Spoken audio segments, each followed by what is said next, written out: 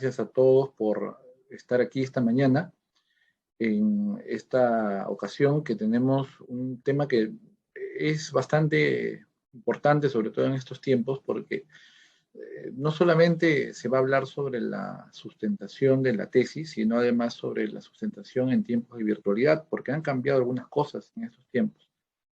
Dentro de la experiencia que vengo trabajando actualmente en la Universidad Cayetano Heredia, estoy trabajando en posgrado y tengo a mi cargo asesorados y tengo a mi cargo también, bueno, me designan como jurado de tesis. Entonces he podido recoger algunos consejos que creo que podrían serles útiles para ustedes, ¿no? Estos consejos, dicho sea de paso, también los comparto con mis asesorados, con mis estudiantes. Y cuando Rubén Quiroz me propone trabajar este tema, eh, reuní toda esta experiencia o estos conocimientos que he ido recogiendo a lo largo de estos tiempos para poder hacer esta presentación, que espero que les sea de mucha utilidad. Presentación que hemos titulado ¿Cómo sustentar la tesis en tiempos de virtualidad? Si bien es cierto, no necesariamente es tan complejo como en la parte presencial, ¿no? Como en una sustentación presencial, ¿no? Pero en la virtualidad, a pesar de la comodidad que tengamos de estar sentados frente a la pantalla, hay también algunas cosas que son importantes de considerar. Seguramente muchos de ustedes, a quienes agradezco su presencia, están quizás por sustentar o tienen alguna tesis ya lista para sustentar, eh, o quizás también algunos son docentes que quieren compartir sus experiencias con los estudiantes, ¿no? Entonces espero que sea de mucha utilidad. Al final va a haber un espacio para preguntas, para que puedan hacer las consultas que crean necesarias para aclarar de repente algún aspecto que haya quedado un poco suelto. Vamos a comenzar con lo primero.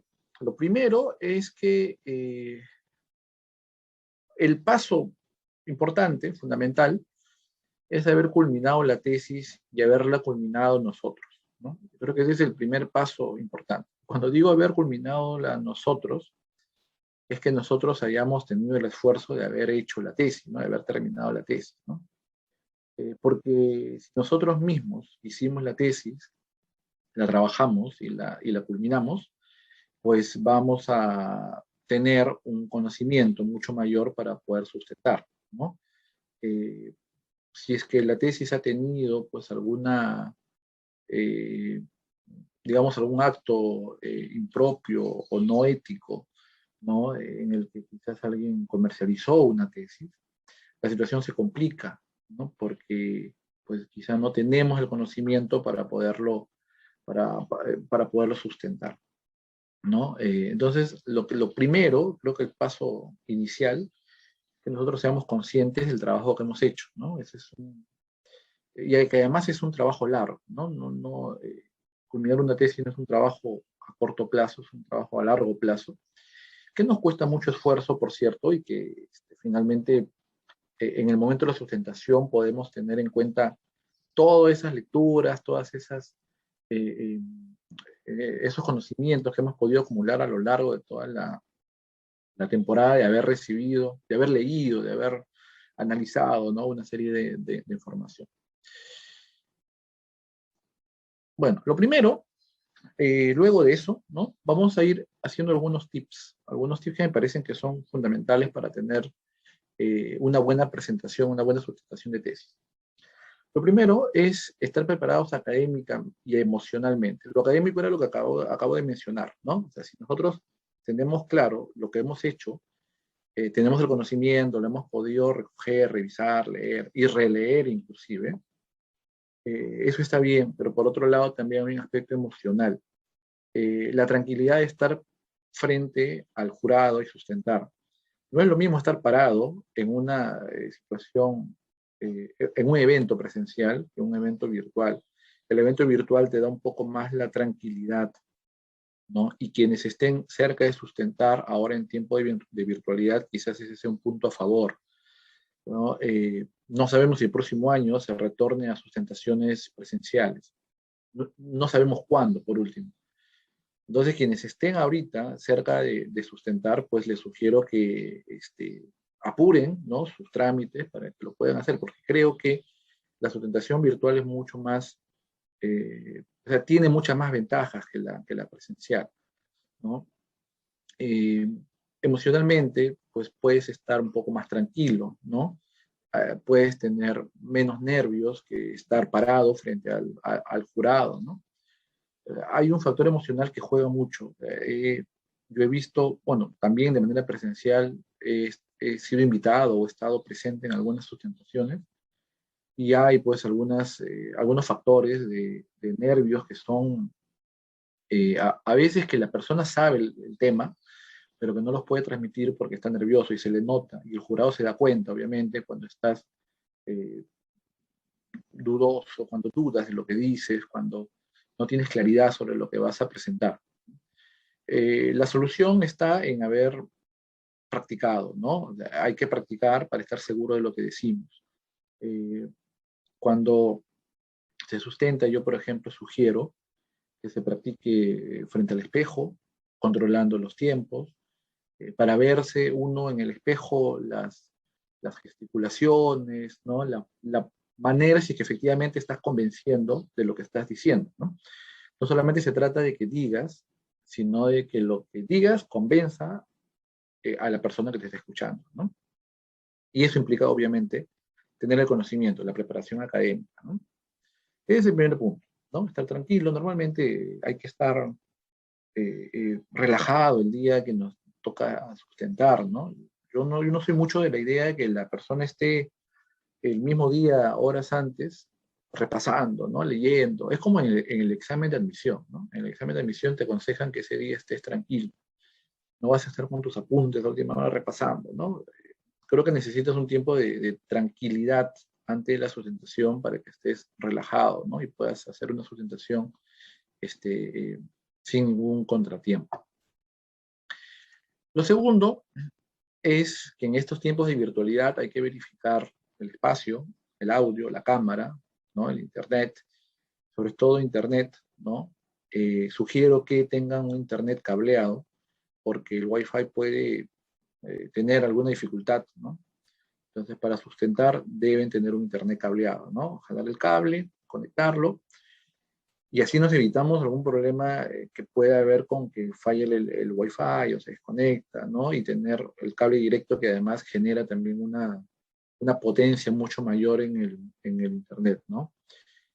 Pedir a las personas que están cerca, que viven con nosotros, que en ese momento no estén de repente descargando cosas, ¿no? Porque obviamente eso va a generar la lentitud en en la red. El espacio, el audio, la cámara, previamente ver si nuestra cámara funciona, si el audio está bien, si se escucha, el espacio que sea un espacio cómodo, ¿no? En donde uno también se sienta cómodo, ¿no? Para poder hacer el trabajo. Eh, lo tercero es que también tenemos que tener una vestimenta formal, ¿no? Y la formalidad no solamente es en la vestimenta, sino también es en el lenguaje, ¿no? Entonces, bueno, hoy en día en tiempos de virtualidad, como ustedes ven en la foto, bueno, nos ven solamente la cintura para arriba, ¿no? Entonces ahí hay, bueno, para la virtualidad eso es una formalidad, porque nadie te ve si estás en sandalias, ¿no? O algo por el estilo. Y eso de alguna manera también te da cierto factor de tranquilidad, ¿no? Eh, la formalidad para la sustentación es importante y la formalidad también en el lenguaje, ¿no? En el lenguaje que utilices. Recuerden que están frente a un jurado que los está evaluando y buscar las palabras siempre que sean las más adecuadas, ¿no? Evitar, por ejemplo, discutir, ¿no?, con el jurado. Una cosa es contraargumentar, ¿no? Una cosa es quizás defender la tesis o el conocimiento que hemos plasmado en la tesis, y otra cosa es pelearte con el jurado, ¿no? Entonces, la idea no es pelearte con el jurado, la idea es refutar con argumentos lo que nosotros tenemos claridad porque nosotros hemos investigado el tema, ¿no? O sea, eso nadie te va a cuestionar, ¿no? Siempre siempre que esté dentro de los límites del respeto, ¿no? Y la cortesía. Entonces, a veces hay estudiantes que dicen, no, mejor, o sea, se quedan callados o no dicen nada por temor a que el jurado pueda pensar algo mal. Pero en realidad, la respuesta, si utiliza un lenguaje adecuado, la forma como respondemos, ¿no? Con respeto, con cortesía, eh, es una, digamos, es un buen indicador, ¿no? O sea, no tendríamos por qué quedarnos callados, ¿no? O sea, si consideramos que hay una idea que el jurado dice que de repente no es correcta, nosotros podemos sustentar, pero siempre sustentando, ¿no? Sustentando. Entonces, hay una doble formalidad, tanto en el lenguaje como en la vestimenta también. Los tiempos son sumamente importantes. Cuando les decía en el primer consejo que ensayemos frente a un espejo, que es muy útil, ¿eh? También hay que controlar los tiempos. Hay que preguntar a la facultad en donde estamos sustentando o donde vamos a sustentar de cuánto tiempo disponemos. La facultad te dirá si dispones de 20 minutos o de 15 minutos. Normalmente es entre 15 y 20, ¿no? A veces 25. Pero hay que preguntar los tiempos. Y entonces, el consejo es que ustedes preparen para una sustentación en un tiempo ligeramente menor a eso que te dan. Por ejemplo, si la facultad te dice, tienes que sustentar tienes 20 minutos para sustentar, ¿ya? Entonces no vas a preparar una sustentación para 20 minutos. Prepara una sustentación para 17 minutos, quizás para 17, 18 minutos. ¿Por qué? Porque en el momento de la sustentación no es el mismo tiempo que uno se toma cuando practica. A veces en la sustentación, por una cuestión de nervios o por una cuestión de repente de que divaga en algo, se les va algo, a veces se toma unos segundos más, ¿no? Y en esos segundos más que se va tomando van aumentando. Si no practican el control de los tiempos, lo que va a ocurrir es que el jurado, ustedes recién están sustentando la parte del marco teórico de repente, y el jurado le dice, tiene un minuto para que termine, pase todo y a ver, muestre las conclusiones. Y eso es un punto en contra que no nos debería pasar, ¿no? Entonces, controlar los tiempos, ensayar, necesariamente hay que ensayar para que los tiempos sean los más adecuados. Si no, no vamos a poder culminar la sustentación y nos van a cortar la sustentación, que es lo peor que les podría pasar, ¿no? Lo peor que les podría pasar es que el jurado les diga, muy bien, ya, pase la última diapositiva, por favor, porque ya estamos contra el tiempo, ¿ya? O que les corten, ¿ah? A veces el jurado no les dice nada, o sea, no les anticipa y le dice de frente, señor, su tiempo ha terminado, vamos a pasar a las preguntas. Y tú de repente ni siquiera has culminado, ¿no? Lo que estás explicando y ese es un punto en contra que no hay que hay que evitar. Hay que verificar la cantidad, no solamente la calidad, sino la cantidad de diapositivas. De la calidad diremos que no, ya es algo que seguramente nos han enseñado desde el colegio, ¿no? Y hoy en la universidad misma. La idea de las diapositivas es que haya poco texto, que no haya una recarga de texto. Inclusive, ¿no? Un error que yo veo a veces cuando sustentan es que eh, ponen el antecedente, ¿no? Van a mostrar el antecedente y copian el texto del antecedente. Y el tesista lee el texto del antecedente, ¿no? Cosa que no es necesaria. Bastaría con poner de repente qué antecedentes tenemos. Tenemos 3 antecedentes nacionales, 3 internacionales. Perfecto. Ponemos ahí quién es el autor, en qué año, y podemos poner el título de repente. Y al momento de explicar, o al momento de estar sustentando, podemos explicar más o menos algunos aspectos importantes de cada antecedente, sin tener que poner la cantidad de texto, ¿no? Pero un error que yo veo mucho, es que llenan, ¿no? El antecedente, ¿no? O en el marco teórico llenan, ¿no? Prácticamente copian y pegan la información de la tesis, la copian y pegan. Hagan diagramas, hagan gráficos. PowerPoint tiene una opción que es el Smart Art, que les permite hacer diagramas, ¿no? De diferentes tipos, les puede ayudar mucho. O pueden construir sus propios diagramas también. Yo sé de paso, hay hay tutoriales también, ¿no? Que les pueden ayudar a hacer eh, diagramas mucho más atractivos, ¿no? Visualmente mucho más atractivos. Y la cantidad de diapositivas, yo acá tengo una sugerencia, ¿no? Es una sugerencia que podría ser de utilidad. En realidad, tendríamos que ver, en primer lugar, qué tipo de investigación tenemos, ¿no? Porque si es una investigación de tipo cuantitativa, no tiene la misma estructura que una investigación de tipo cualitativo, ¿no? Eh, por ejemplo, esta de acá está más orientada a una investigación de tipo de enfoque cuantitativo, ¿no? En una cualitativa no hablaríamos de variables, ¿no? Hablaríamos de categorías.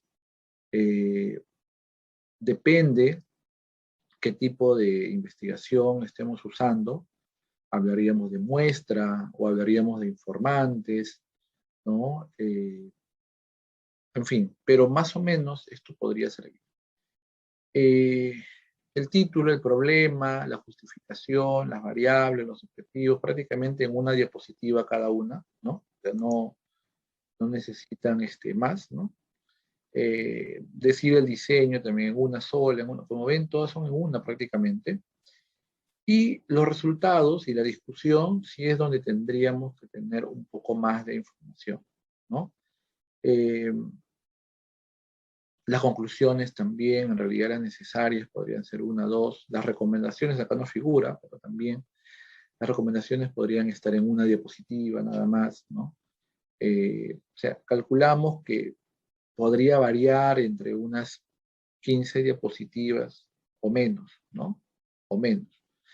Dependiendo también cuántos resultados tengamos y cuánta discusión podamos hacer. Y la discusión de resultados, que es la parte más argumentativa y más importante también de la tesis, no copien ni peguen el texto. Lo que tienen que hacer es un organizador visual. Si se dan cuenta, todo prácticamente son organizadores visuales. Es mucho más atractivo, ¿no? En algún momento escuché a un jurado, bueno, yo no estaba como jurado, pero estaba, digamos, como asistente a la sustentación. Un jurado le dijo a un tesista, porque había puesto mucho texto, o sea, las diapositivas tenían demasiado texto, ¿no? Y este jurado le dijo, eh, ¿por qué usted ha transcrito mayor parte de la información en su diapositiva, ¿no? Cuando eso nosotros tenemos aquí la tesis y lo estamos leyendo. Entonces no tiene sentido que ustedes pongan en la diapositiva lo mismo que tenemos aquí en la tesis. Fue un poco duro, pero era verdad, ¿no? O sea, ¿para qué volver a transcribir algo que el jurado tiene en las manos? Porque el jurado tiene en las manos la tesis, entonces ¿por qué transcribirlo, no? Entonces trabajen mucho con organizadores visuales, ¿no? Gráficos que permitan ayudar a la lectura. Es principalmente como un recordatorio, ¿no? Ahora, lo otro que tiene que ver también con los recordatorios va en función de las ayudas que podamos tener. En tiempos de virtualidad nosotros tenemos una ventaja, y este es un secreto o un truco que les puede servir. Eh, Nosotros tenemos la ventaja que estamos frente a la pantalla. Entonces, tener estos posits, ¿no? Que los podemos pegar alrededor de la pantalla ayuda mucho. Porque te sirve como una guía. No vas a copiar todo, ¿no? Pero sí algunas cosas que puedan ser útiles. Y tener los apuntes a la mano, ¿no? Por ejemplo, yo puedo tener a la mano mi instrumento, puedo tener a la mano de repente algunas definiciones clave del marco teórico, puedo tener a la mano de repente, voy a suponer el consentimiento informado, y de repente el jurado me hace una pregunta sobre eso. ¿Usted realizó un consentimiento informado para que pueda realizar su cuestionario a las personas? Y usted le dice, sí, sí, a ver, ¿y qué consistió? Y si usted no lo tiene a la mano, no vas a saber qué responder exactamente, porque quizás en ese momento te nublas, ¿no? Tienes el consentimiento informal y dices, sí, es más, acá lo tengo, ¿no? Y voy a leer algunas partes que dice. Ah, muy bien, entonces tienes a la mano el consentimiento informado, por ejemplo, ¿no? Por ejemplo. o algunos apuntes que creas importantes. Eso es algo que, por ejemplo, es más fácil en la virtualidad que en la presencialidad, ¿no? En la presencialidad tienes un espacio reducido, tienes el podio, ¿no? Donde vas a sustentar, entonces no puedes llenar ahí de muchas cosas, ¿no? Es lo esencial, algunos apuntes esenciales, ¿no? Pero en la virtualidad tú puedes tener una mesa enorme y puedes tener varios apuntes, ¿no? No para que los cojas y los leas totalmente, ¿no? Sino para que puedas recordar algunas cosas. Y esa es una gran ventaja en la virtualidad. Por eso les decía que quienes van a sustentar ahorita en virtualidad tienen esa ventaja que no la van a tener cuando estén en la presencialidad, ¿no? Bueno, ese es algo importante a considerar. Lo otro es que dentro de esos apuntes van a servir justamente para que ustedes puedan demostrar que tienen tres cosas, ¿no? Un dominio temático, o sea, que conocen el tema a profundidad, un dominio argumentativo, porque pueden sostener una idea, porque pueden defender una idea, porque pueden argumentar una idea, y un dominio metodológico, porque dicho sea de paso, muchas preguntas en las tesis son sobre cuestiones metodológicas, ¿no? Entonces también tenemos que saber por qué nuestro diseño es cuasi experimental, o por qué es preexperimental, o por qué es enfoque cualitativo, y por qué hemos hecho una investigación-acción, o por qué hemos hecho una sistematización. ¿Por qué? ¿No? Entonces, todas esas cositas tenemos que tenerlas claras. Y tenemos que tener autores que sustenten eso, ¿no? O sea, ¿por qué estoy trabajando una sistematización? Ah, ya, por esto, y tengo autores que respaldan esto. Muy bien. ¿Por qué digo que estoy trabajando una investigación cuasi experimental? Ah, ya, por esto, y tengo estos autores que respaldan. Eso tiene que estar clarísimo, ¿no? Porque dicho sea de paso, es una pregunta que normalmente es muy frecuente cuando sustenta. Ahorita vamos a pasar también algunas preguntas que normalmente hacen los jurados, que les van a servir. Eh, ante las preguntas hay que ser muy honesto. Si hay algo que no sabemos, no, eh, no digamos alguna mentira, no tratemos de llevar por un camino errado o tratar de sorprender al jurado. A veces el jurado te hace una pregunta no porque no sepa, sino porque quiere comprobar que tú sabes, ¿no? O sea, a veces el jurado no es que te pregunte, ¿y por qué usted está utilizando un diseño de investigación-acción? No es porque el jurado no sepa qué es investigación-acción, sino porque quiere comprobar que tú tienes claridad sobre eso. Y si tú no sabes la respuesta y vas a comenzar a palabrear, no y decir, sí, que esto, el jurado se va a dar cuenta que no tienes conocimiento. Entonces, a veces, a ver, de la que hay dos cosas, ¿ah? A veces es importante, uno, ser muy sincero, eso es sumamente valioso. Y lo otro es que cuestiones metodológicas tienen que tenerlas claras, ¿no? Eh, porque si el jurado te pregunta por qué estás haciendo una investigación cuantitativa con diseño preexperimental, y que tú no sepas eso, a pesar de que tu tesis tiene esa metodología, entonces créanme que ya la investigación se ha caído totalmente, ¿no? O sea, ya generas este, una duda, una suspicacia por parte del jurado de que efectivamente conozcan, ¿no? Eh, Hay que ser honesto con las preguntas de repente que no sabemos, ¿no?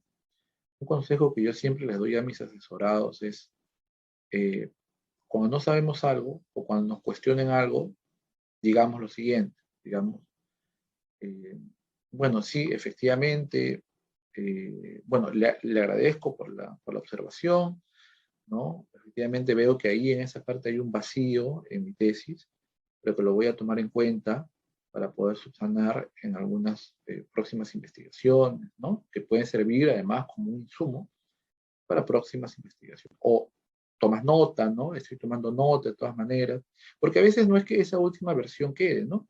A veces cuando el jurado te aprueba, tú puedes hacer esas pequeñas enmiendas en tu tesis para presentarlo. Entonces, sí, estoy tomando nota, no sé qué, pero no, o sea, si ya te diste cuenta que hay un error, no puedes negar, ¿no? O si no sabes la respuesta, ¿no? Es mejor ser sincero, ¿no? ¿Y usted no leyó a tal autor para sostener ese marco teórico? Sí, sí, sí, a pesar que no lo has leído, ¿ah? Sí, sí, sí, sí lo leí, ¿ah? Y trata sobre tal cosa. Y no lo has leído, ¿no? Entonces mejor decir, no, no lo he leído, pero tomo nota, ¿no? Del autor, ¿no? Del título, para poder profundizar, ¿no? Para poder leer. Eso es la honestidad, ¿no? O sea, no, no necesariamente te has leído todo, ¿no? Pero al menos eres consciente que falta todavía muchas cosas más por aprender. Y el jurado eso lo puede tomar a bien, ¿no? El hecho de que no hayas revisado alguna fuente, pero que tienes la intención de revisar. Bueno, aquí he planteado algunas preguntas que me parecen que son muy frecuentes en este tiempo que vengo, en estos años que vengo trabajando como jurado de tesis. Estas son algunas preguntas que se repiten, ¿ya? Que son muy frecuentes. Por ahí si gustan, tómale una captura de pantalla, si quieren, para que la puedan considerar. Bueno, ¿qué preguntas son muy frecuentes? ¿Qué criterios tuvo en cuenta para seleccionar el tema de investigación? O sea, en otras palabras, ¿por qué elegiste ese tema? Fundamenta por qué elegiste ese tema. Y ahí tienes que fundamentar, ¿no? La importancia del tema, la necesidad, ¿no? De repente porque había un vacío en la literatura sobre este tema y entonces este es un aporte nuevo, significativo, etc. ¿En qué se diferencia su trabajo de investigación de otros similares eh, planteados anteriormente? Bueno, mi trabajo tiene algo diferente. O sea, es como, por ejemplo, ¿no? Alguien trabaja el tema de eh, comprensión lectora, ¿ya? O sea, ese es el tema genérico, ¿no? Ya luego se delimita. Entonces el jurado le dirá, oye, hay muchos, hay miles de trabajos de comprensión lectora. O sea, ¿qué es lo que diferencia tu trabajo, cuya variable es comprensión lectora? ¿Qué diferencia de otros trabajos de comprensión lectora? Ah, ya, lo que pasa es que el mío es una investigación correlacional, ¿no? Es una investigación correlacional en donde yo voy a ver si existe una relación entre la comprensión lectora y la producción de textos. Y el jurado te dirá, pero ya, pero hay muchos trabajos también sobre comprensión lectora y producción de textos, correlacionales, por cierto. Ah, ya, mío tiene esto algo de diferente, ¿no? O sea, tú tienes que tener algo diferente, porque si no, lo van a ver como que no es significativo, ¿no? O sea, ¿cuál es el aporte de tu investigación a diferencia de las muchas investigaciones que puedan haber sobre ese tema? ¿No? ¿Qué fundamento, perdón, qué criterios tuvo en cuenta para seleccionar y validar el instrumento que plantea en su tesis? Si tu tesis recoge una información, sobre todo en el caso de las cuantitativas, las cualitativas también, por cierto, ¿no? Eh, tienes un instrumento que puede ser una encuesta que le has pasado por un formulario de Google en la virtualidad, o de repente tienes alguna, no sé, alguna prueba, en fin, ¿no? El instrumento que utilice tiene que haber sido validado, ¿no? Dependiendo, ¿no? Bueno, ahí ya entraríamos ahí en un campo metodológico, porque si estamos dentro de lo cuantitativo, pues tendremos que hablar de la confiabilidad, ¿no? Y de la validez, ¿no? En cambio, en el campo de lo cualitativo, hablaríamos de la validez, ¿no? Por juicio de expertos. Eh, pero si es en lo cuantitativo hay confiabilidad y además validez. Y eso te voy a preguntar, ¿qué criterios tuve en cuenta? Primero, para seleccionar ese instrumento, o de repente tú creaste el instrumento. Entonces, ¿cómo lo creaste? ¿No? ¿En qué te basaste? ¿Cómo se validó ese instrumento? Eso tiene que estar clarísimo. La siguiente, la cuarta. ¿Qué fundamentos teóricos sustentan sus variables de estudio? Entonces, pregunta clásica, ¿no? Si mis variables son comprensión lectora y producción de textos, entonces yo tengo que tener clarísimo qué autores he utilizado en mi tesis para que hablen de comprensión lectora y qué autores he utilizado en mi tesis para que hablen de producción de textos, por ejemplo, ¿no? Por ejemplo. Si no tengo claro eso, ya han cavado su tumba, si no tienen claro qué autores ustedes mismos han utilizado en su propio estudio, ya han sentenciado su muerte en su sustentación, ¿no? Porque ¿cómo estás haciendo una investigación en la que el jurado te pregunta los fundamentos teóricos de tus variables y no sabes cuáles son los fundamentos teóricos, ¿no? Que tú los has puesto. Entonces, lo primero que sospecharía el jurado es que este joven, esta señorita ha mandado a hacer su tesis, ¿no? Es lo primero que se les ocurriría, ¿no? ¿Por qué su investigación tiene ese diseño y no otro? ¿Por qué has utilizado el diseño del cuasi experimental? ¿Por qué has utilizado el diseño de investigación, ¿cierto? ¿Por qué has utilizado el diseño de estudio de caso? ¿Por qué has utilizado el diseño de estudio etnográfico, etcétera, etcétera, etcétera? ¿Por qué? ¿Por qué no trabajaste mejor con investigación-acción? ¿Y por qué hiciste esta investigación? ¿Por qué? Ya, para eso hay que tener conocimiento metodológico, ¿no? Hay que leer metodología, ¿no? Libros de metodología, tutoriales de metodología hay en abundancia en Internet. En YouTube hay videos en abundancia sobre metodología. Entonces hay que empaparse sobre el tipo de estudio que estamos haciendo, ¿no? Eso es fundamental. Y finalmente, esta también es pregunta clásica, ¿no? ¿Cuál es el aporte relevante que brinda su tesis a la comunidad científica?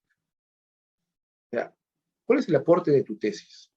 ¿Cuál es el aporte de tu tesis que vas a, o sea, por qué tu tesis es tan importante, ¿no? ¿Por qué la tesis tiene este aporte o por qué es significativa? O sea, ¿en qué va a aportar? Entonces ahí ustedes tienen que sacar a relucir todo lo importante que tendría la tesis, ¿no? Como un aporte científico, ¿no? A la comunidad científica.